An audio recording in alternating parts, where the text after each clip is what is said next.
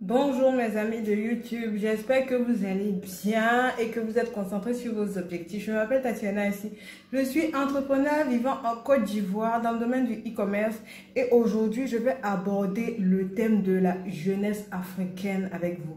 Est-ce que la jeunesse africaine est une jeunesse qui a été sacrifiée? Sacrifiée dans la mesure où elle est livrée à elle-même et qu'elle est obligée de se tourner vers d'autres continents, vers d'autres pays pour trouver son propre bonheur, pour chercher son propre bonheur. Aujourd'hui, nous allons ensemble décortiquer ce thème pour voir si effectivement notre jeunesse est une jeunesse sacrifiée.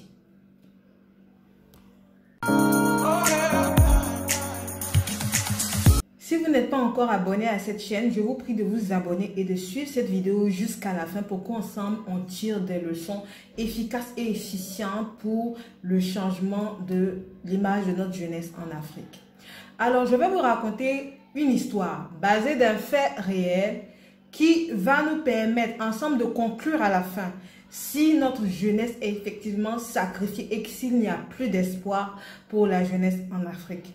C'est l'histoire d'un jeune Congolais qui a écrit, n'est-ce pas, son vécu à travers un livre. Il raconte dans ce livre que quand il était jeune, il vivait dans l'abondance avec sa famille. Son papa était riche, il vivait heureux, il ne manquait de rien, etc. Jusqu'à ce que son père décède à l'âge de 40 ans. Autour de l'âge de 40 ans, son père est décédé. Voilà ce monsieur et sa famille qui se retrouvent sans papa.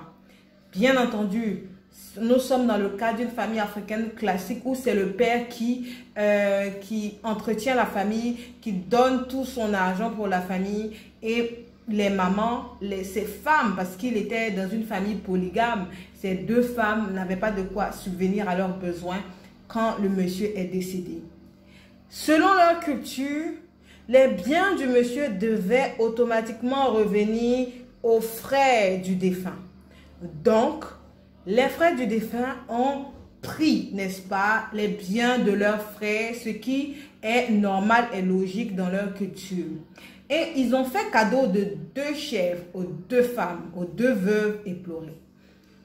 Une chèvre à la mère de notre auteur qui nous relate l'histoire et une autre chèvre à la coépouse de sa mère. Les deux avaient ces chèvres comme cadeau et devaient se débrouiller pour vivre avec ces chèvres-là pendant tout le restant de leur vie. Elles n'avaient droit à aucun bien, comme j'ai pu le mentionner plus tôt. La coépouse de notre auteur, la coépouse de notre ami congolais, a décidé de consommer sa chèvre aussitôt, quelques jours après qu'elle ait reçu sa chèvre. Elle a tué la chèvre, elle en a fait un bon festin. Bien entendu, c'est une chèvre, on lui a fait un cadeau de chèvre. La seule option qu'elle avait pour elle, c'était de tuer sa chèvre et de leur permettre de manger, moi je vais appeler ça le veau gras, de manger de la viande pendant un certain temps avec la chèvre. Pendant que notre auteur nous dit que sa maman a décidé de ne pas consommer sa chèvre. Ils étaient dans une situation très précaire où ils n'avaient même pas de quoi même acheter des boîtes d'allumettes. Ils disaient qu'ils étaient arrivés au niveau où ils étaient obligés de manger des feuilles de manioc parce qu'ils n'avaient pas d'argent pour s'acheter à manger, pour s'acheter du riz, etc. Mais leur maman leur a interdit de tuer la chèvre. Elle leur a dit, calmez-vous, on va serrer la ceinture. Peut-être que plus tard, on aura l'occasion de manger de la viande à satiété comme on le voudrait. Mais pour cette chèvre, on va la conserver, on ne va pas la manger jusqu'à ce que dans quelque temps, elle devienne un troupeau de chèvres. Leur chèvre a mis bas et quelque temps après, des années plus tard, cette chèvre est devenue un troupeau. Sa mère qui était dans une situation avec ses enfants où ils étaient obligés de manger des feuilles de manioc pour survivre, se sont retrouvés restaurés dans leurs finances et cette femme est devenue l'une des femmes les plus respectées de leur village. Pendant que quelques années plus tard, sa coépouse revient voir l'état dans lequel elle a laissé sa coépouse. Elle voit que elle, sa chèvre, elle a décidé de tuer sa chèvre et de la manger, pendant que l'autre a créé un troupeau à partir de sa chèvre et est devenue riche avec ses enfants. Ils sont à l'abri du besoin. Elle est devenue l'une des femmes les plus respectées du village. Tenez-vous bien, les oncles de notre auteur, sont qui avaient hérité des biens du défunt père qui était un homme riche, sont devenus très pauvres après. Ils ont perdu, ils n'ont pas su gérer les biens et ils sont devenus pauvres. Pourquoi je fais sortir l'histoire du célèbre, richissime Congolais Ricardo Kanyama? Je vais ressortir cette histoire pour vous faire ressortir des catégories de personnes. Et ensemble, on va définir si le modèle de réussite que ce monsieur-là a suivi pour être ce qu'il est aujourd'hui, est-ce que c'est un modèle qui échappe à notre jeunesse actuelle en Afrique? Cette histoire nous fait ressortir 3 catégories de personnes.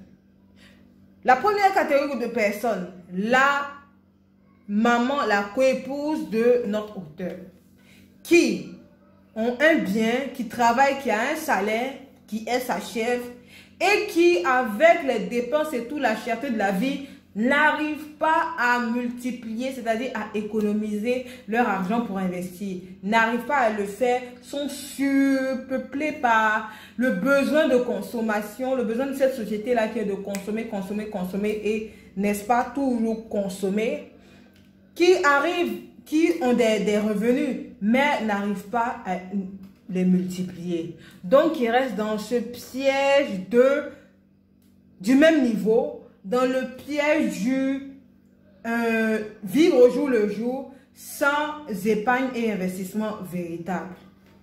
La deuxième catégorie de personnes, c'est la catégorie de personnes des oncles de l'auteur, des oncles de Ricardo Kanyama.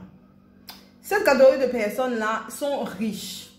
Ils ont eu des biens, de l'œuvre de fin frère. Ils sont riches. Mais par manque d'éducation financière, parce qu'ils ne savent, ils n'ont aucune idée de comment gérer de l'argent, se sont retrouvés pauvres. On a vu des cas en Afrique. Dans mon pays, la Côte d'Ivoire, selon ce que j'ai entendu, ceux qui étaient riches du temps du premier président Houphouët-Boigny, il y a des familles aujourd'hui qui se retrouvent pauvres dans des situations où elles demandent de l'aide. Ça, c'est une autre catégorie de personnes. La troisième catégorie de personnes, c'est la catégorie qui nous intéresse le plus. La catégorie de la mère de notre auteur, Ricardo Kanyama. Cette femme-là, c'est la catégorie de personnes qui gagnent même ne serait-ce que peu d'argent. Soit qui sont payés au SMIC, soit qui sont payés, qui ne sont pas très bien payés et tout. Mais qui décident de se priver, qui arrivent à supporter la privation, à supporter de se mettre à l'écart de certains plaisirs pour économiser de l'argent en vue d'investir pour un avenir meilleur. Et malgré leur faible revenu, ils prennent la décision d'économiser de l'argent pour pouvoir investir dans des affaires qui vont leur permettre d'être à l'abri du besoin plus tard. C'est ce que cette femme-là a fait. Quand on regarde l'histoire de cette femme, qu'est-ce qui empêche aujourd'hui notre jeunesse, nos jeunes qu'on traite de jeunesse sacrifiée, d'utiliser le même système de réussite? C'est-à-dire travailler pour gagner de l'argent et économiser en vue d'investir. Quand je dis travailler, on va me dire que Tatiana, il y a le chômage, etc. Quand je dis travailler, je vais ouvrir une parenthèse pour dire qu'il n'y a pas de saut métier. Il n'y a pas de saut métier. Il y a quelqu'un qui m'a dit une fois que quand l'argent est dans ton compte bancaire, on n'écrit pas cet argent-là vient du fait que toi, tu allais laver le sol et qu'on t'a donné l'argent. Tu allais pousser une brouette et qu'on t'a donné l'argent. Tu allais surveiller un enfant et qu'on t'a donné l'argent. On écrit, on met seulement le chiffre là-bas. On met seulement le chiffre. Ce qui veut dire qu'aujourd'hui, en 2019, hier, je parlais avec des amis étrangers en Côte d'Ivoire qui me disaient, Tatiana, on ne peut pas être en Côte d'Ivoire et être pauvre. Qui ne font que voir les opportunités dans ce pays. Et je veux dire que je ne parle pas seulement pour mon pays. Ce que je suis en train de dire est valable dans n'importe quel pays du globe terrestre dans lequel tu te trouves. Si tu te trouves dans un pays d'Afrique, parce que moi je m'adresse aux Africains, je crois à une jeunesse africaine consciente, une jeunesse africaine qui décide de se lever, de payer le prix de la formation, de payer le prix de l'investissement, de payer le prix pour arracher leur chance. Je crois en cette jeunesse-là et c'est à cette jeunesse que je m'adresse. Si tu as suivi cette vidéo-là jusqu'à là, c'est que tu fais partie de cette catégorie de personnes qui vont plus tard rentrer dans ce qu'on appelle la roue de l'enrichissement, qui vont entrer dans un processus qui va automatiquement, je dis bien automatiquement, te rendre riche dans quelques années. Ce n'est qu'une question de temps. Tout ce dont tu as besoin, c'est d'avoir les bonnes informations et d'être connecté aux bonnes choses, aux choses qui vont te permettre d'avancer. Comme faire des formations, te lancer dans des business rentables, j'en parle ici tout le temps, je parle du e-commerce ici tout le temps, jusqu'à m'égosiller. Te faire former, économiser, investir, aller de l'avant. Donc, si tu es dans je veux dire, si tu es dans ton pays, tu es au Bénin, tu es au Cameroun, tu es en Côte d'Ivoire, tu es en RDC, tu es etc., et que tu ne vois pas, et que c'est compliqué pour toi, et que tu te dis que tu n'as pas encore pris les meilleurs fruits, tu n'as pas encore tiré profit d'un business dans le pays dans lequel tu te trouves, je veux que tu observes autour de toi et que tu regardes les gens, les personnes, les investisseurs, les personnes qui ont pu réussir dans ton pays. Si eux, ils ont pu réussir dans ton pays, c'est que toi, tu peux le faire aussi. Avec cette histoire que j'ai racontée, est-ce qu'on peut dire aujourd'hui que la jeunesse africaine est une jeunesse sacrifiée? Je veux qu'on sorte de la victimisation. On doit sortir de la victimisation et que chacun prenne ses responsabilités. Du fait que la réussite, du fait que la richesse, du fait que les business florissants peuvent être entrepris par n'importe quel jeune en Afrique. Il faut que vous le sachiez. Il faut que vous le sachiez que de la position dans laquelle vous êtes, vous pouvez mettre en place n'importe quel business pour que ça marche. Pour voir de bonnes choses arriver pour vous avant la fin de l'année. Ce que Ricardo Kanyama conseille, ce que moi aussi je conseille, ce que Robert Kiyosaki aussi conseille, c'est l'épargne au début, après l'investissement. On conseille d'épargner 10% de ses revenus en vue d'investir 10% de ses revenus, 10% de ses revenus. Moi, à mon niveau, ce sur quoi j'encourage les jeunes aujourd'hui, c'est de se lancer massivement en ligne pour monter leur e-commerce, pour monter leur dropshipping, pour monter leur business en ligne, pour vendre leurs compétences, vendre ce qu'ils savent faire, les informations qu'ils disposent en ligne. Voilà ce que moi, à mon niveau, je maîtrise et que je peux apporter de solutions concrètes dans la vie des personnes. Raison pour laquelle je pense que aux États-Unis, l'enfant de 10 ans a ses boutiques, je dis bien ses boutiques en ligne. C'est pour cela que aujourd'hui, même si aux États-Unis, les sites se créent chaque 3 minutes, chaque 3 minutes, il y a un site qui se crée rapidement. Et même si la concurrence est accrue, il y a toujours des gens qui viennent tenter leur chance. Ici en Afrique où chacun peut encore se démarquer sur une niche, chacun peut encore choisir sa niche pour se positionner en ligne. Je ne sais pas ce que vous attendez. Je ne sais pas ce que vous attendez. Je pense qu'en fait, et oui, aujourd'hui, monter un business en ligne, c'est l'un des moyens les plus simples de gagner de l'argent. Si tu te fais former, parce que au fur et à mesure que le temps va passer, le marché sera pris et saturé. Donc, il va falloir être de plus en plus violent et percutant pour avoir un maximum de revenus dans ces activités en ligne. Donc, toi qui me regardes aujourd'hui, si tu es encore tu veux encore réfléchir à si tu fais partie de la jeunesse sacrifiée ou non, vous aurez bien compris mon avis avec mon développement. Je pense que la jeunesse africaine n'est pas sacrifiée parce que le bonheur et l'épanouissement de chaque jeune en Afrique dépend de notre capacité à se priver de certains plaisirs pour saisir des opportunités. Je prends le cas d'un de mes étudiants de la session précédente de formation qui, je crois qu'il travaille, oui, il travaille, et il avait du mal à trouver un emploi où il allait avoir le salaire qu'il voulait. Ok, avec ce qu'il a pu économiser, il a décidé de se faire former avec. Il avait pris une première formation de e-commerce et il n'arrivait pas à avoir de résultats. Et il est venu me voir pour qu'on travaille ensemble.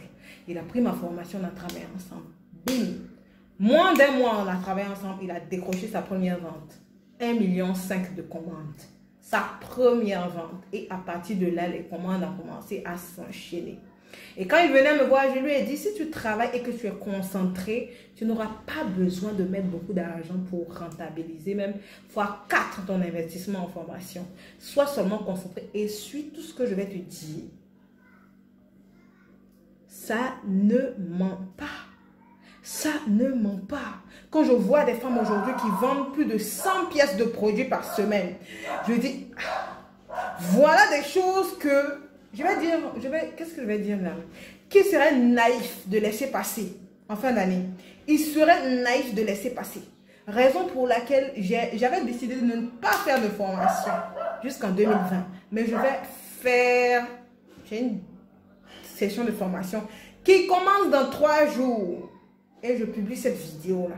Toi qui suis cette vidéo, si tu veux saisir l'opportunité du e-commerce, tes 2-3 produits que tu vends par semaine ou tes 10 produits que tu vends par semaine, ça ne peut pas te faire un chiffre d'affaires. Ça ne peut pas te faire payer un emploi un jour parce que plus tu auras de demandes, tu auras besoin de quelqu'un qui va travailler avec toi. Il faut voir loin. Un entrepreneur, c'est la vision. C'est la vision, les amis.